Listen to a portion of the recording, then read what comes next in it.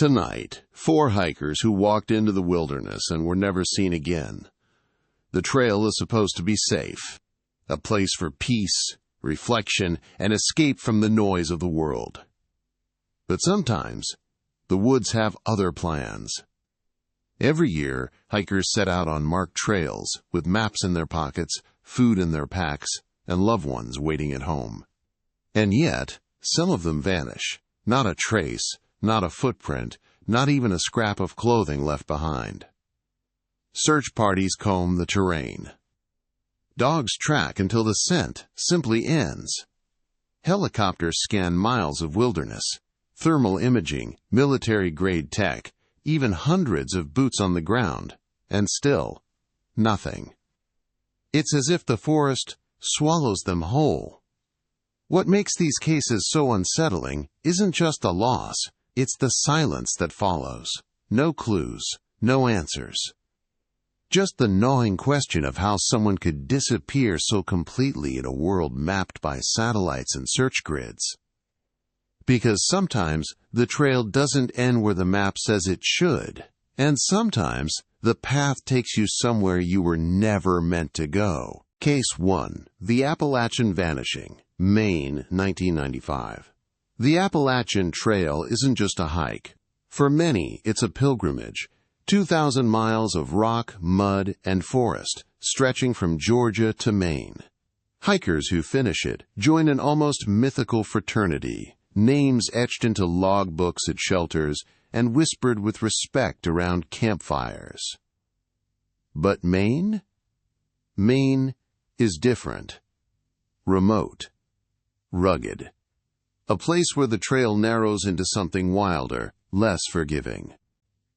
In the summer of 1995, Aaron, a college student in his early 20s, set out with 2 friends to tackle a section of it. Aaron wasn't a beginner. He had years of weekend hikes behind him, a lean frame built for miles, and a quiet confidence that came from knowing how to read a ridge, how to pitch camp in the rain, how to make fire out of damp wood. He wasn't reckless either. By every account, he was level-headed, which makes what happened next even harder to explain. The first 2 days went smooth. The usual aches and blisters, the constant hum of insects, the comfort of firelight after long climbs. But on the 3rd morning, Aaron spotted something. It was small at first, just a narrow trail branching off, barely noticeable, half choked with brush. It climbed uphill, steep and sharp, like it had been carved more by footsteps than by design. He told his friends he'd only be gone a minute. Just want to see where it goes. Dude, we've got miles to cover, one of them groaned. 2 minutes. Promise. He stepped off before they could argue. The side trail twisted upward through thick pines, switchbacking until the air felt heavier, stiller. Then it opened into a clearing. And that's where Aaron froze. Because standing in the middle of the clearing was a staircase. Not a ruin, not a half-buried cellar, a staircase. Stone, spiraling, each step carved and set perfectly, curling upward into nothing, no railing, no platform. Just 20 steps rising, clean into the sky. Aaron rubbed his eyes. For a moment he thought it had to be a trick. Shadows, rocks arranged oddly, something explainable. But no, this was deliberate, too clean, too perfect. And against every instinct screaming at him, he felt pulled closer. He set a hand on the first step, cold, hard, solid. He took 1 step, then another. By the time he was halfway up, something changed. The world tilted. A wave of vertigo hit so hard his knees buckled. The trees swayed as though bending inward. His ears filled with cotton. The air thickened, muffling every sound. His vision blurred at the edges, tunneling inward. He grabbed the stone, desperate to steady himself. And then, just as suddenly, it was over. He stumbled back down, boots hitting the forest floor with relief. His breath came sharp, ragged. The forest sounds returned. Birdsong, insects, wind sighing through pine, but when he looked at his watch, his blood ran cold. 3 hours had passed. Aaron was certain he'd been gone 5 minutes. 10 at the most. Yet the watch face told a different story.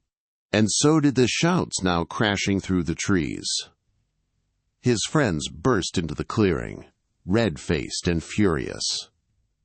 "Where the hell were you?" "What are you talking about?" Aaron croaked. "I was gone 5 minutes." 5 minutes. His friend's voice cracked. "You've been gone 3 hours. We thought you were dead." Aaron's explanation sounded hollow, even to his own ears, but deep down he knew time had slipped. No, been stolen. And when he unclenched his hand, he noticed his palm still tingled, faintly burned from gripping the cold stone. That night around the fire, silence hung heavier than the smoke. Aaron didn't eat much. He kept staring at his palm, flexing his fingers like he was testing they were still his. 2 days later, he quit, packed up, caught a bus back to Boston, left his friends to finish the section hike alone. To anyone who asked afterward, he said the trail wasn't for him. But years later, when he finally told the truth, his voice shook. Something had stolen time from him. He never hiked again. And whenever anyone pressed him about that day, about the spiral staircase curling up into nowhere, his answer was always the same. Don't climb. Whatever's waiting at the top of those stairs, it's not meant for us. Case 2. The Sierra Nevada Missing Family, California, 2021. In August 2021, the Sierra National Forest was at its summer peak. Clear skies stretched for miles. Pines stood like sentinels against the golden slopes. It was the kind of day families dream about. A simple hike, fresh air, a chance to unplug. But on that trail, a young family's outing turned into one of the strangest and most haunting mysteries in recent history. The family was well known in their community. Jonathan Garish, a 45-year-old software engineer who had moved from the UK to California. His wife, Ellen Chung, 31, who had a background in yoga and psychology. Their 1-year-old daughter, Miju, and their loyal dog, Oski, a golden retriever mix. Friends described them as outdoorsy but sensible. They weren't the kind of people to push limits. They loved hikes, but short ones. Safe ones. On the morning of August 15, 2021, they drove out to the Savage Lundy Trail, a steep, switchbacking route near the South Fork of the Merced River, not far from Yosemite. It wasn't the most forgiving trail in the area. Temperatures that week soared over 100 degrees Fahrenheit. Shade was scarce. But the family seemed prepared. They'd chosen what should have been a manageable hike for just a few hours. When they didn't return that evening, friends grew concerned. The next day, their car was found parked at the trailhead. Search teams were dispatched immediately. What they discovered left even hardened rescue workers shaken. About 1.5 miles down the trail, searchers found Jonathan. Just uphill from him, Ellen. Beside her, baby Miju. And lying close by, Oski the dog. All 4 of them, together, dead. There were no signs of violence, no evidence of a struggle. Their water bottles still held some liquid. Their bodies showed no trauma, no outward clue of what had happened. Search and rescue officials froze. At first, there were whispers of something horrific. Could it have been a gas leak? A lightning strike? Some kind of toxic spill? An illegal mine venting poisonous air into the canyon? Investigators closed off the entire area, labeling it a hazmat scene until they could rule out dangerous gases. For weeks, theories swirled. The most sinister possibility, and the one people latched onto, was poisoning. The trail ran near stretches of the Merced River where toxic algal blooms had been reported. In warm weather, cyanobacteria can release deadly toxins into the water and even the surrounding environment. But here's the strange part. There was no clear evidence the family had drunk from the river. They carried their own water. And even if they had, cases of sudden whole family fatalities from cyanobacteria exposure are almost unheard of. Months passed before officials announced a conclusion. The official cause of death, they said, was hyperthermia and dehydration. In other words, extreme heat stroke. On paper, it made sense. That trail is punishing in triple-digit heat. Once dehydration and heat stress set in, confusion follows quickly. Parents may have tried to push forward, thinking they were close to safety. But the brutal truth is that once the body passes a certain threshold, there's no recovering. Heat stroke can kill in less than an hour.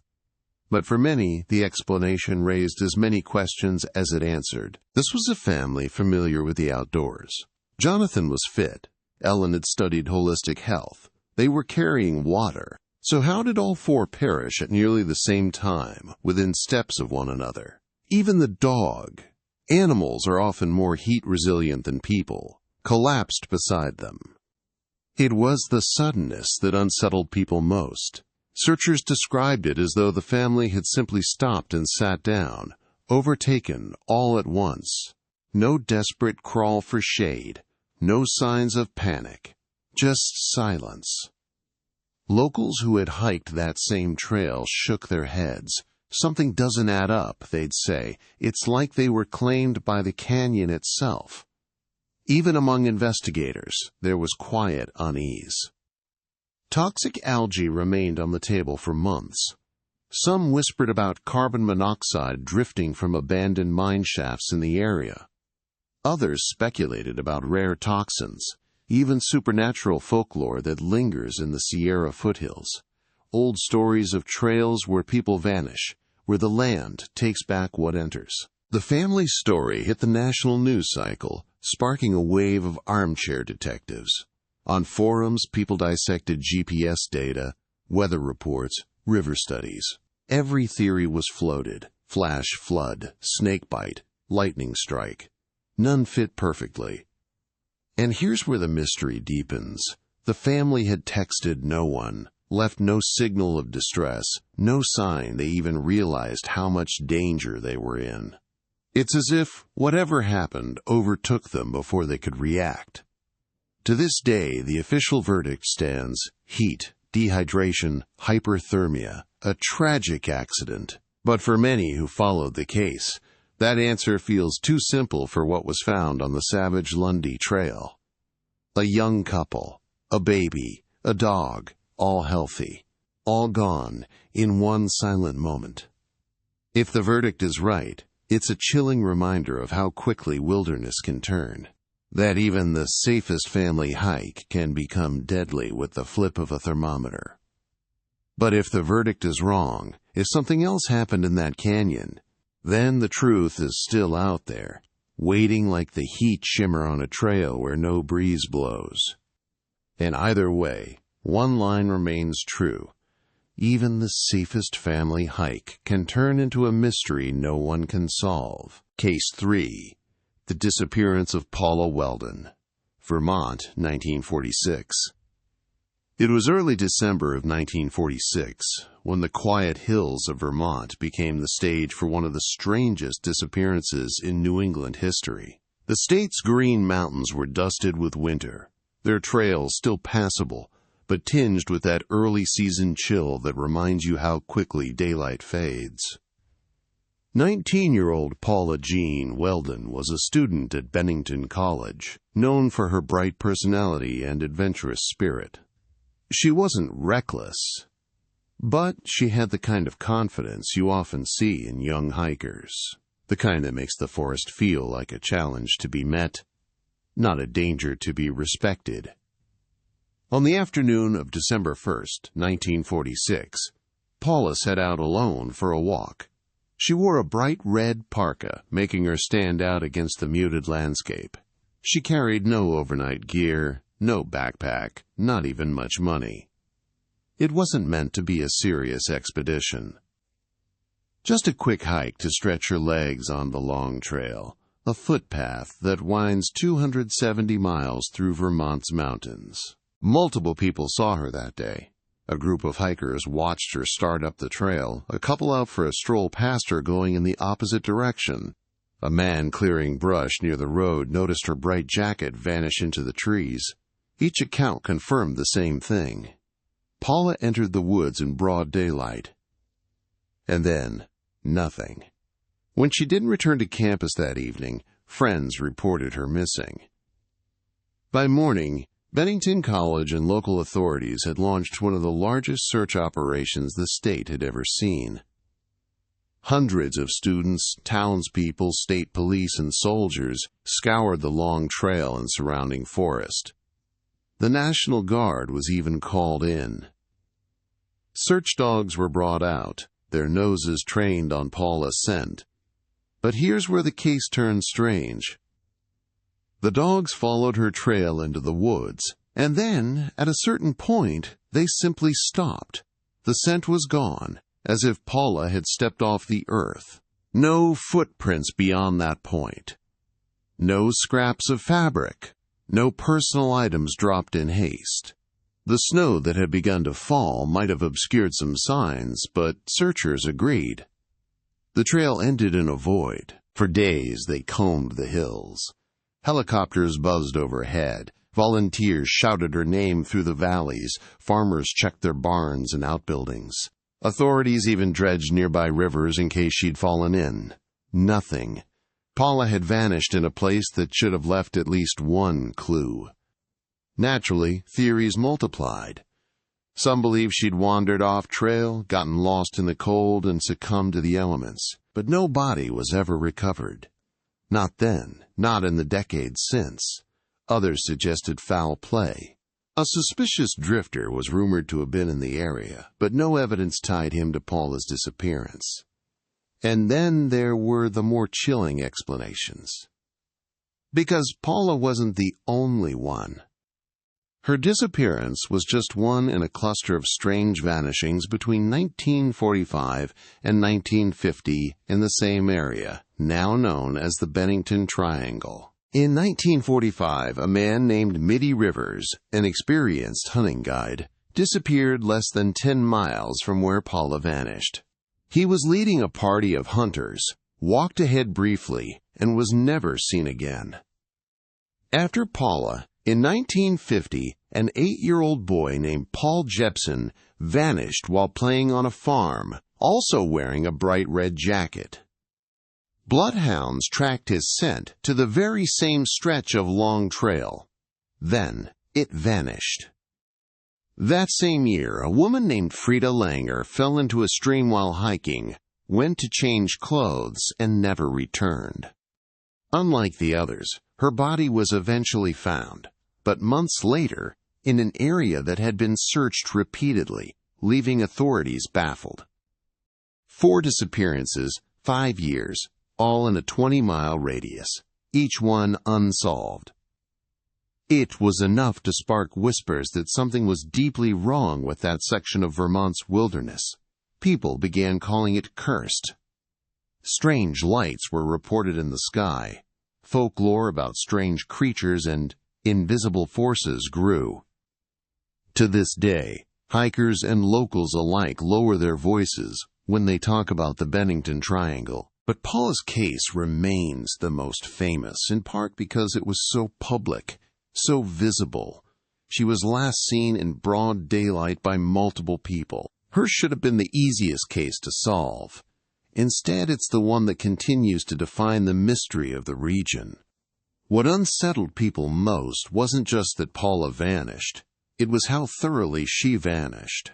Hundreds of trained eyes, dozens of dogs, weeks of search time, and not a single shred of evidence. No torn fabric from that red jacket. No lost glove. No disturbed brush. Nothing. One moment, Paula Weldon was walking confidently into the woods. The next, it was as if the forest itself had swallowed her whole. For her family, the disappearance was devastating. Paula's father spent years pursuing leads across state lines, chasing rumors that she had run away, been abducted, or even crossed the border into Canada. Each trail ended the same way the long trail had, nowhere. And so her name lives on in the strange geography of American mysteries. When people talk about hikers who vanish without a trace, Paula Weldon is always near the top of the list. Her case inspired changes to Vermont's search and rescue protocols, ensuring better coordination for future efforts. But for Paula herself, there has never been closure. The trail she walked is still there, winding through the Green Mountains, open to hikers who want to follow her path. Some say on quiet days you can almost imagine seeing a flash of red between the trees, a glimpse of someone just out of reach. But no one ever finds her. And that's the detail that lingers. A young woman, a bright red coat, a trail full of footprints. And yet she left no trace. Case 4. The Oregon Volunteer, 2001. In the summer of 2001, the small town of Oak Ridge, Oregon, was holding its breath. A boy, 9 years old, curious, energetic, the kind of child who runs ahead of his parents on the trail, had gone missing in the dense forest that presses against the Cascade Mountains. Within hours, the county called in search and rescue teams. Volunteers poured in from across the state, retired firefighters, seasoned hikers, even college kids with maps folded too neatly. Among them was a man everyone simply called Carter. He wasn't new to this. Carter had been part of countless searches over the years. He knew how to grid a map, how to keep his bearings when fog rolled in, and how to push past exhaustion when a missing life depended on it. People remembered him as steady. The sort who didn't chase stories or embellish details. Just the kind of man you want beside you when a rescue turns into recovery. The operation for the boy stretched into its second day. Helicopters circled overhead, their rotors beating through the tree line. Dogs scouted ridge lines and creek beds, their handlers marking fresh tape along branches. Ground teams spread out in pairs and trios, radios clipped to their shoulders, each one tethered to the larger mission by the thin line of a frequency. Carter was assigned to a sector near an old logging road, where the forest thickens fast. Trails there tend to blur into one another, sometimes vanishing entirely.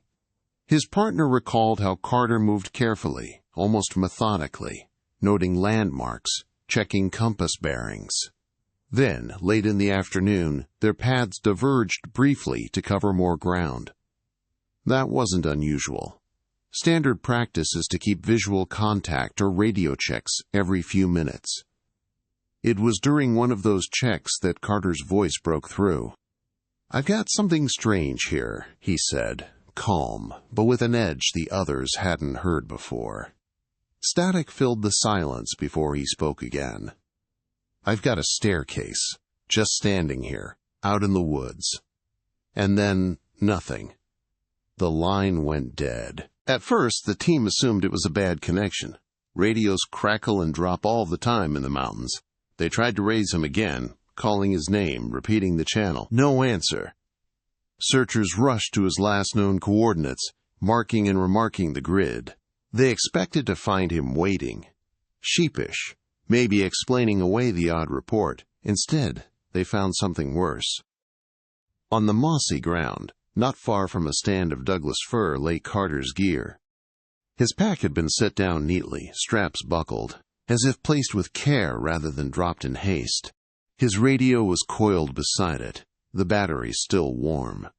His compass and map rested on top. No torn brush, no signs of a struggle, just absence. Carter himself was gone. By nightfall, the operation had shifted. 2 searches now ran side by side, one for the missing boy and one for the man who had set out to bring him home. For days, teams scoured the area. Helicopters traced thermal sweeps, Dogs circled the coordinates where his gear had been found, noses to the ground, pulling handlers in every direction. Divers swept nearby creeks and ponds. Nothing.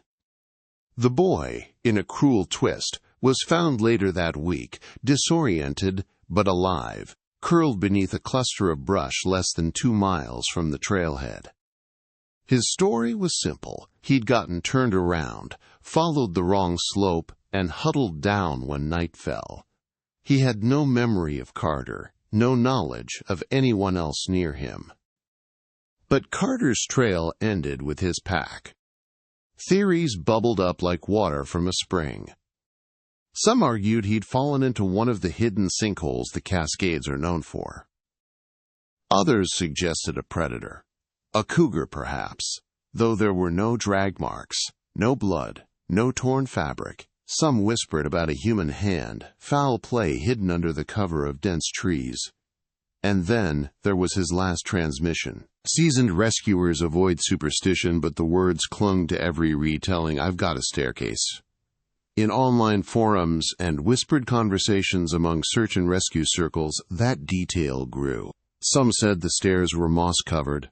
Others claimed they were impossibly clean, as if waiting for visitors. Skeptics insisted he was describing an old logging structure, or maybe the remnants of a fire lookout tower. But the men who knew Carter best shook their heads. He was precise. If it had been a cabin foundation or a broken structure, he would have said so. Instead, he called it what it looked like, a staircase, standing in the woods. And then he vanished. To this day, no trace of Carter has ever been recovered. No bones, no clothing, no equipment beyond what was laid out at the site. The official record lists him as a missing volunteer, presumed dead.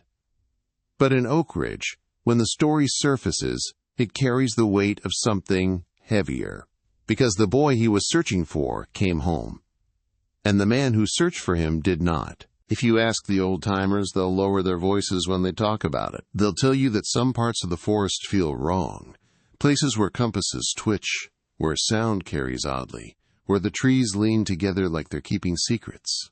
And they'll mention Carter, not as a cautionary tale, but as a reminder. Sometimes the wilderness doesn't just swallow hikers. Sometimes it swallows the ones looking for them, too. Because the truth is, the forest gives and takes at its own pace. It returned the boy. It kept the man. And all that's left of him is a line of radio static, ending mid-sentence, with words that still echo across the pines. "I've got a staircase, just standing here." Sometimes the ones searching vanish too. When you line these cases up side by side, a pattern begins to emerge. People vanish in ways that don't play by the rules. A watch that says hours are gone, but companions swear was much longer. A family that collapses on a trail with no struggle, no sound, no explanation. A young woman seen stepping onto a path in daylight, in plain view, yet never arriving at the other end. A volunteer who walked into the woods to search and became the search. Dogs lose the scent where the trail should continue. Helicopters find nothing on the thermal sweeps. Radios capture words that stop mid-sentence, as if a story was cut short. It's not just disappearance. It's vanishing in progress, with the evidence scattered like breadcrumbs that never quite lead anywhere. And maybe that's the part we're not supposed to ignore. Because the wilderness doesn't just lose people. Sometimes it feels like it keeps them, holds them close. Leaves just enough behind for us to know they were there, but not enough to bring them home. It makes you wonder, what's out there that knows how to finish a trail, where the map says it should continue? Because the scariest thing about the woods isn't what you hear. It's who you never hear from again.